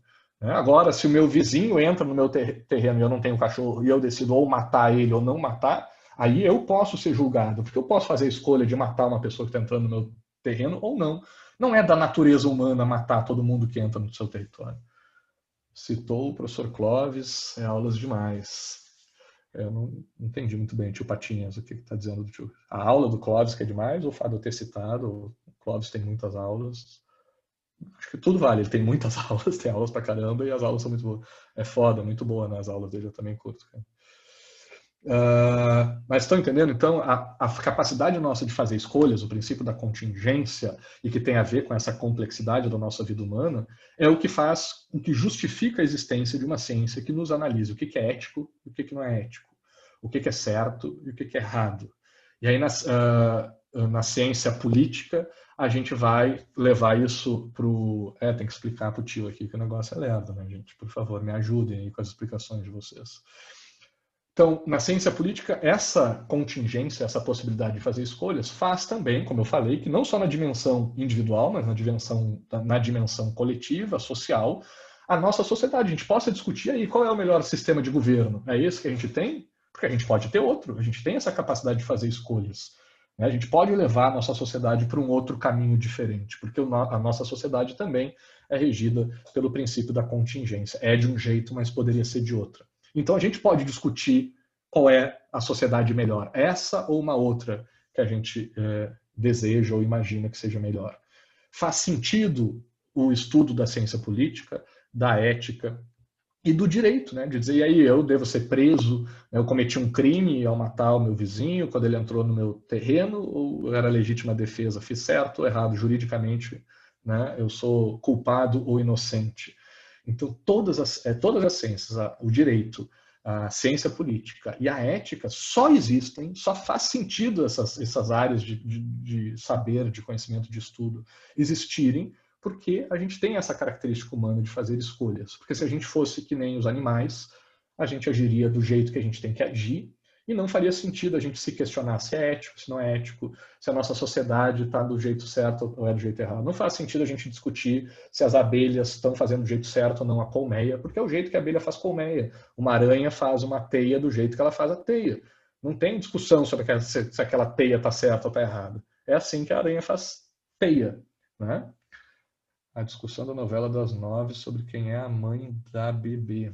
Cara, eu tô por fora da discussão da novela das 9. Depois vocês me explicam melhor aí como é que é essa discussão. Mas pelo visto é isso mesmo, o Jefferson está concordando. Então, pessoal, todas essas ciências, só existe o direito, a ciência política e a ética por causa dessa característica humana que o Aristóteles chama de princípio da contingência e alguns autores vão chamar de sistema complexo. O Neil deGrasse Tyson vai dizer que é uma lógica não linear, né, que torna a coisa mais difícil. Depois vou procurar, pode deixar. Outro cara que pode nos ajudar a explicar isso, que deu mais nome, né, a essa questão, é o Edward Lorenz. É um físico que estudava modelos climáticos. Tá? E ele tinha um modelo lá que ele montou, tinha 3 variáveis, não era vento, temperatura e pressão, acho, se não me engano, que eram as 3 variáveis que ele tinha. Ele ia fazendo modelos para tentar prever a mudança, né, a previsão do tempo, né, se ia chover, se ia fazer sol. E aí um dia ele foi refazer os cálculos que ele fazia, que ele ia montando alguns modelos fechadinhos, e ele viu que quando ele refez a análise dele, deu tudo diferente do que previa que ia dar sol, passou a prever que ia dar chuva, e disse, estou usando os mesmos dados, né? Por que está dando resultado diferente? E aí ele viu que antes ele usava um modelo lá no computador que era com 3 casas decimais, e depois ele estava usando um modelo lá com 4 casas decimais, e que essa 4ª casa decimal, não no primeiro dia, não na primeira interação, mas ao passar diferentes interações entre essas variáveis que ele estava analisando, mudava completamente. O que era chuva virava sol, né? Então, uma pequena mudançazinha nesse processo todo gerava, né, com um acúmulo de pequenas mudanças, gerava lá atrás, no final, uma mudança completamente diferente no resultado final. Ele falou a frase, né, que ficou famosa, de que um bater de asas de uma borboleta no Brasil pode provocar um furacão no Texas, né? Porque por causa do movimento de bater de asas de uma borboleta ia mexer um pouquinho do ar lá na Amazônia, no Brasil, e esse ar que foi deslocado para uma asa de uma borboleta ia ter que deslocar um outro pedaço de ar, que ia deslocar um outro, que ia mudar a temperatura, a pressão, não sei o que, e aí mudando, e daqui a pouco essa pequena mudança acumulada com todas as outras variáveis envolvidas podia gerar uma mudança tão grande como um furacão lá no Texas, né? Mais para frente. Tem gente que fala que é no Japão, sei lá, não sei o que ele realmente disse. Tá? Mas essa ideia do Edward Lorenz é que foi usada para se explicar aí o que se chama depois, né, de teoria do caos, que não quer dizer que as coisas são caóticas e a gente não sabe nada do que vai acontecer. Tá? Não é aquele no início era o caos, que nem se falava na religião, na Bíblia, eu acho, né? Que se fala que no início era o caos, porque tudo era uma bagunça. Não é isso. O caos, teoria do caos, quer dizer que são tantas variáveis envolvidas e uma pequena mudança né, em qualquer uma dessas variáveis, afeta a relação entre essas variáveis de uma forma tão complexa que a gente não consegue calcular para prever o resultado. Não quer dizer que é imprevisível, mas sim que a gente não tem a capacidade de analisar todas essas variáveis. A mitologia grega também se inicia no caos, né? Eu gosto muito da mitologia grega, eu pretendo usar aqui alguns exemplos, mas é verdade, o caos é o primeiro, né, dos deuses, né, da mitologia grega. Se eu não me engano, eu acho que é o Caos. Caos e Cronos. É bacana, muito bonita a explicação dos gregos. Mas dando alguns exemplos que vocês podem depois procurar sobre isso, tanto efeito borboleta como teoria do caos. Tem o filme, né, Efeito Borboleta, eu me lembro que eu acho que o primeiro é mais interessante, depois acho que fica meio chato, tem 2 ou 3. Mas tem um que eu recomendo muito, eu adoro esse filme, que é o Corra, Lola, Corra. Acho que eu tinha mencionado para vocês também na aula passada. É um filme que vai se repetindo a mesma situação. Uma pequena, a Lola está descendo essas escadas aqui, aí tem um cachorro na escada, e na primeira descida ela toma um susto com o cachorro, porque ela não tinha visto o cachorro, era a primeira vez que ela viu o cachorro, e aí ela para um pouco, né, de descer a escada correndo, e ela tem que fazer um negócio, lá não vou contar para não estragar o filme, mas depois tem uma outra versão, ela volta no tempo de novo, e ela vai repetir aquilo, só que como ela já sabe que tem um cachorro na escada, e da segunda vez ela pula o cachorro, e aí tudo é diferente. Aí na terceira vez ela faz uma coisa diferente, machuca a perna, e tudo vai mudando, pequenas mudanças lá no começo do filme, né, alteram totalmente a história, mas é engraçado também porque no final a conclusão acaba meio que sendo a mesma, assim, como se a gente não pudesse fugir do destino, né?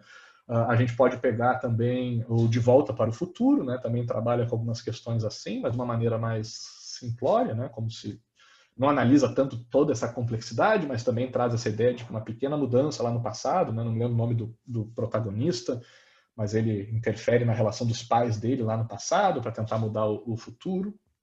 Mas é uma ideia dessas de que alterando uma pequena variável no contexto todo do McFly, exatamente, né? O McFly faz umas pequenas mudanças no passado e altera o resultado no futuro. Então, essa ideia, né, do efeito borboleta e da teoria do caos, né, que o Edward Lorenz nos traz e que acho que tem a ver com essa complexidade da vida humana, essas nossas escolhas, uma pequena escolha nossa vai acabar mudando, né, essa combinação de fatores, de escolhas que a gente vai fazendo. E isso nos ajuda a entender uma dificuldade ou talvez uma impossibilidade de prever como vai ser o futuro. Não que seria matematicamente impossível prever, tem gente que acredita que poderia, se a gente tivesse supercomputadores e análise de todas as variáveis possíveis, mas principalmente, pelo menos isso acho que é unânime, consensual, de que com as ferramentas que a gente tem, né, com as limitações que a gente tem hoje em dia, fica impossível de prever o futuro, mesmo com uma pequena mudança numa variável.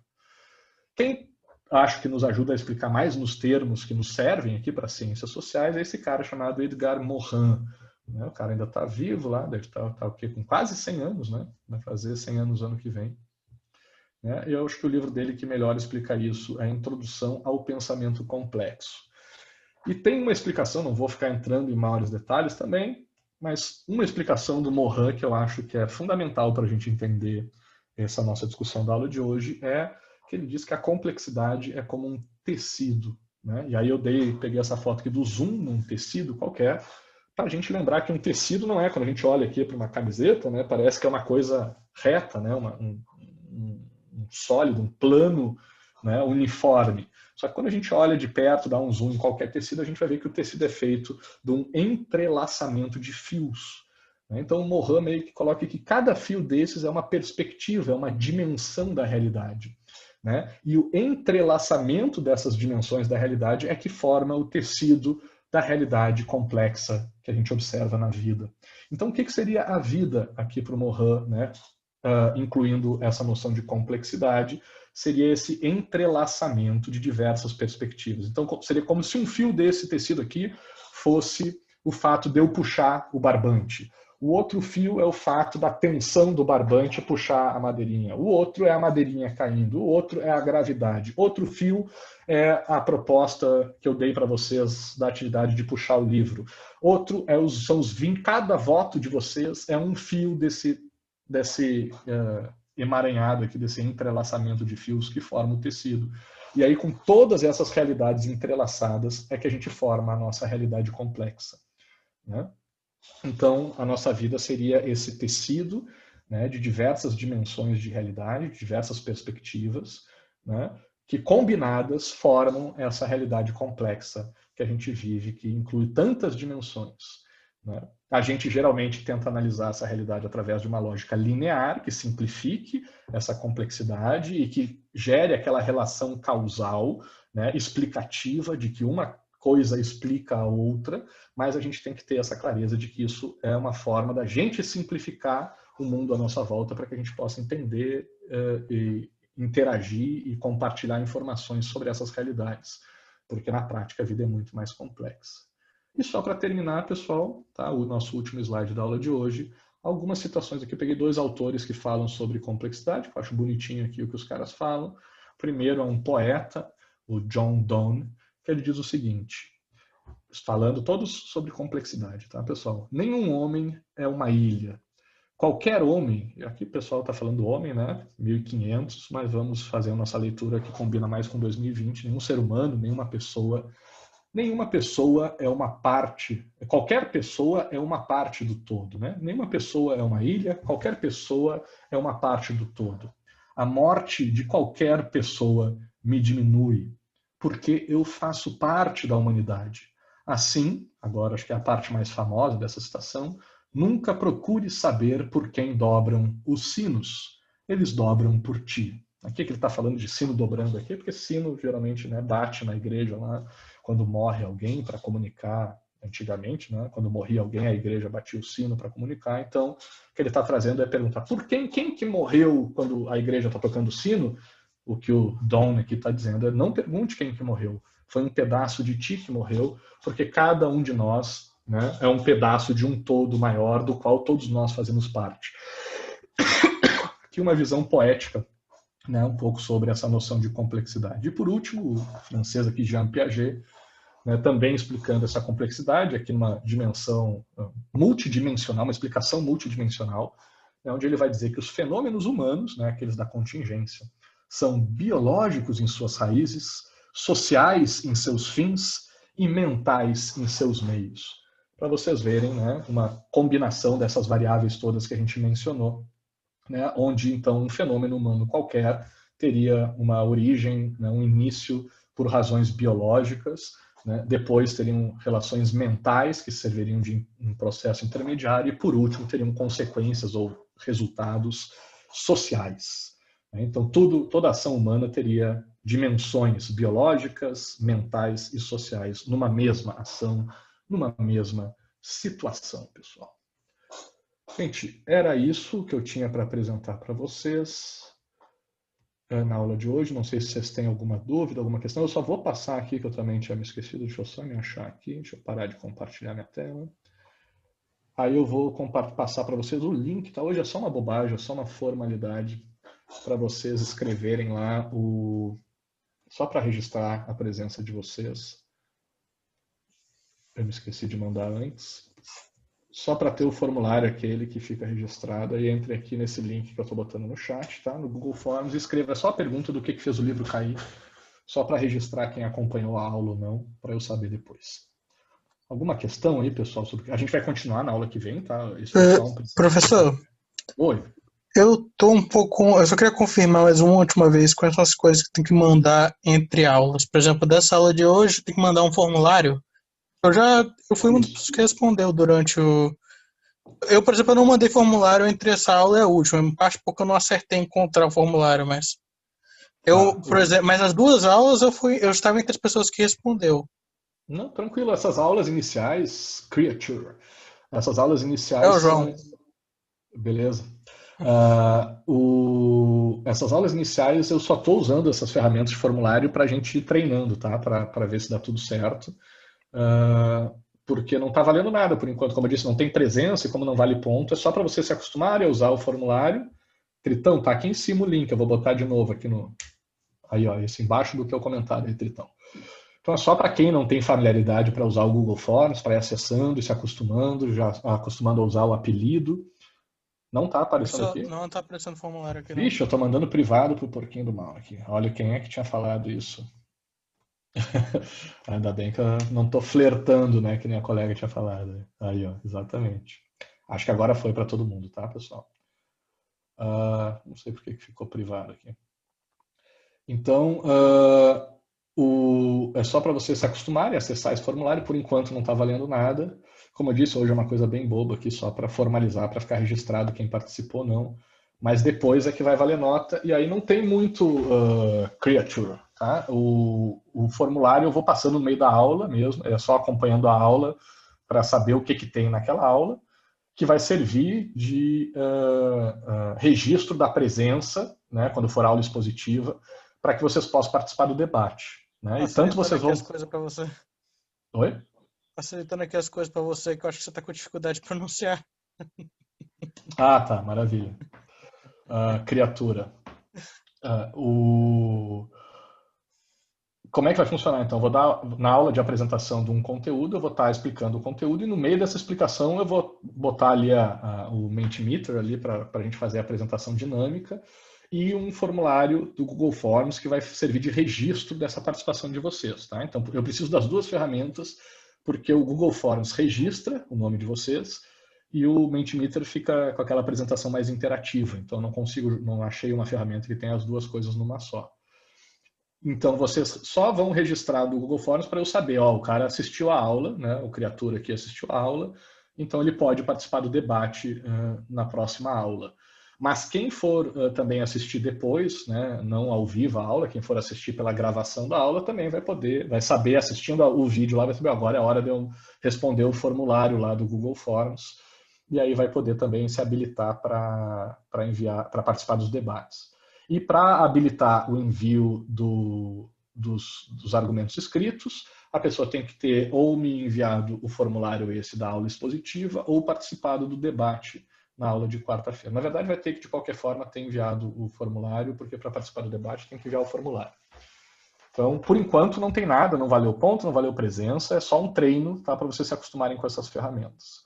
E para saber o que tem que enviar, é acompanhando a aula aqui, ouvindo, eu vou avisar, agora tem que enviar tal formulário que nem eu fiz agora. Ficou claro? Ok. Obrigado. Imagina, eu que agradeço. Mais alguma questão, pessoal? Valeu, Clark Kent, abraço, respondido. Mais alguma dúvida, pessoal? Sobre a nossa aula de hoje, sobre a disciplina. Procura sobre Detroit Become Human. Tá, vou dar uma procurada, não conheço mesmo. Valeu, Cabuto. Valeu, Stanley. Pessoal, não vou ficar falando para vocês, tá, que estão liberados essas coisas, porque vocês estão liberados já desde o começo da aula. Não tem, em nenhum momento eu prendo vocês aqui. Então, quem quiser ficar aí trocando uma ideia, a hora que quiser sair também. É muito doido, procura mesmo. Adorei a aula. Que bom, Patrick, de salto alto. Vou procurar mesmo, gostei da indicação. Detroit Become... isso não é um jogo, o Detroit Become Human, que tu tem que escolher um cara meio androide, né, que tem que matar umas pessoas. Acho que eu já vi, é um jogo. Eu acho que eu já vi é um jogo de escolhas, né. Tem o jogo que eu já joguei, qual é? Until Dawn, né, até amanhecer, que é um jogo também que tu vai fazendo escolhas e que fala desse efeito borboleta de cada decisão. Eu vou falar, que eu achei mais fácil que explicar. É porque tem essa produtora de jogos, a Quantic Dream, que ela só faz jogos de história, assim, que você vai tendo escolhas. Só que esse Detroit Become Human é uma parada, assim, que fala sobre esses androides, sobre o desenvolvimento da personalidade e qual é o limite desses androides, que são robôs, se tornarem humanos e terem direitos, essas coisas todas. Então, vai desenvolvendo questões, assim, sobre a gente e sobre essa coisa tecnológica também, muito doido. Eu me lembro quando eu comprei meu videogame, eu comprei uns jogos, eu estava escolhendo, eu me lembro que eu vi o trailer desse jogo e achei muito bacana, eu me lembro a cena, assim, que era alguém em cima de um prédio e o Android ou matava a pessoa, não matava, empurrava do prédio, alguma coisa assim, e que tinha que ir fazendo escolhas, e essas escolhas iam afetando o desenrolar da história, eu achei muito bacana. Acabei não comprando o jogo, mas bacana, vou dar uma pesquisada mais para conhecer melhor aí, quem sabe usar de exemplo nas aulas. Valeu aí, Patrick. Jogo, foda também, ótima aula, valeu, Flor de Lis, muito boa forma que você escolheu de dar o conteúdo sem deixar a gente cansado e com tédio do EAD. Eu estou tentando usar, botei aqueles vídeos, né, na aula de hoje para ver se funciona, vamos ver se na próxima aula que eu for usar vídeo eu boto direto no YouTube, mas eu já tinha tentado lá no Projeção com o navegador no YouTube, também deu uma travada, o problema do peso da imagem, né? Depois procura a questão da BB, da novela das 9, vou procurar, valeu. Jogos de escolha são muito foda, valeu pela aula de Arrascaeta, valeu também. Fina Estampa, jogo muito atual, nome da novela, sim, entendi. Fina Estampa é a novela, né? É a primeira missão. Show, falou, galeras. Valeu, gente, boa tarde, valeu, professor, ótima aula. As aulas dos professores estão ótimas, obrigado. Valeu, Minicum, até quarta também. Tchau. Valeu, professor, abraço. Eu que agradeço, pessoal, a participação de vocês. Falou, Serafina Pecala. Depois me explica o que é esse teu apelido aí. E aí, tio Patinhas? Tudo certo?